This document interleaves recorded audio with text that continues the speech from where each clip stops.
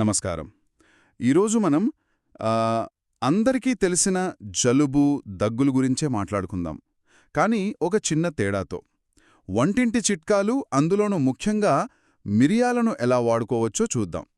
మన దగ్గర కొన్ని పాతకాలపు చిట్కాల జాబితా ఉంది. వీటిని కేవలం చదవడమే కాదు, వాటి వెనుకున్న ఆలోచనేంటి, ఎందుకలా చెప్పుంటారు అని కొంచెం లోతుగా పరిశీలిద్దాం. ఈ లిస్ట్ చూస్తే చాలా రకాలున్నాయి.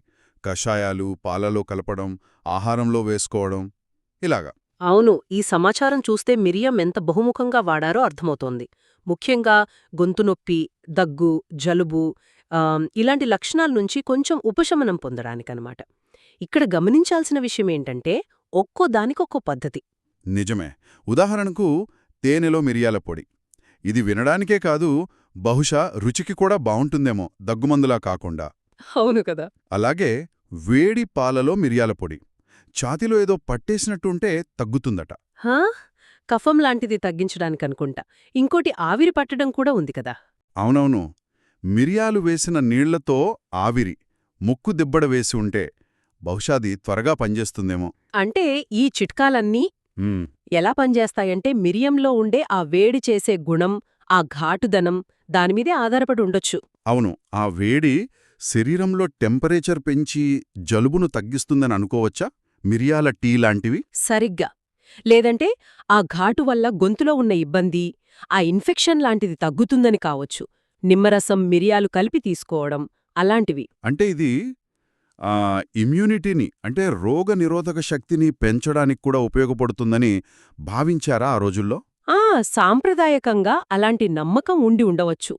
ఆ చిట్కాల వెనుక ఉన్న పెద్దాలోచన అదేనేమో అనిపిస్తోంది. ఇంకా ఆసక్తికరమైన విషయమేంటంటే ఇవి కేవలం తాగడానికే కాదు, వెల్లుల్లితో కలిపి తినడం, సూప్లలో, పచ్చళ్లలో, అరే లడ్డూ రూపంలో కూడానా? ఇది కాస్త కొత్తగా ఉంది. అవునండి, లడ్డూ కూడా ఉంది. అంటే ఎంత వినూత్నంగా ఆలోచించారో చూడండి. అవును కదా. లడ్డూ అంటే ఆహా, సరే. ఇంకా ఏంటంటే రోజు కొంచెం తీసుకుంటే అసలు జలుబే రాకుండా ఆపొచ్చని కూడా ఉంది. అయితే ఇక్కడే ఓ ముఖ్యమైన విషయం గమనించాలి. మోతాదు ఎంత వాడాలి అనే దాని గురించి కూడా స్పష్టంగా చెప్పారు. ఎక్కువ వాడితే మంచిది కాదని, ముఖ్యంగా పిల్లల విషయంలో చాలా జాగ్రత్తగా, తక్కువగా ఇవ్వాలని. అవును, అది చాలా ముఖ్యం. వారానికి 2-3 సార్లు మితంగా వాడమనుంది. అంటే ఏదైనా అతిగా వాడకూడదు అనే స్పృహ అది అప్పణ్నుంచే ఉందన్నమాట. సరే, మొత్తం మీద ఈ చిట్కాల సారాంశమేంటి?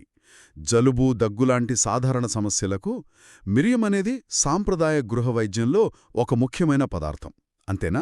ఖచ్చితంగా. చాలా రకాలుగా ఉపయోగపడేది.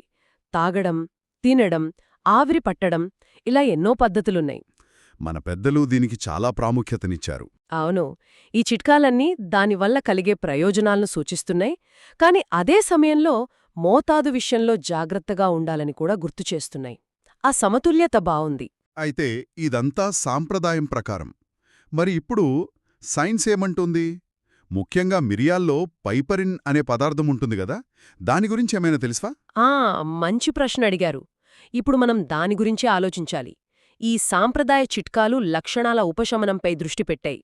మరి ఆధునిక శాస్త్రం ఈ పైపరిన్ గురించి, దాని ప్రభావం, ముఖ్యంగా రోగనిరోధక శక్తి మీద, శ్వాసకోశ ఆరోగ్యం మీద ఎలా ఉంటుందని చెబుతోంది. ఆ రెండిటి మధ్య, అంటే ఈ పాత అనుభవానికి కొత్త పరిశోధనలకు మధ్య సంబంధం ఉందా, ఎంత బలంగా ఉంది అనేది మరింత లోతుగా పరిశీలించాల్సిన విషయం అనుకుంటాను.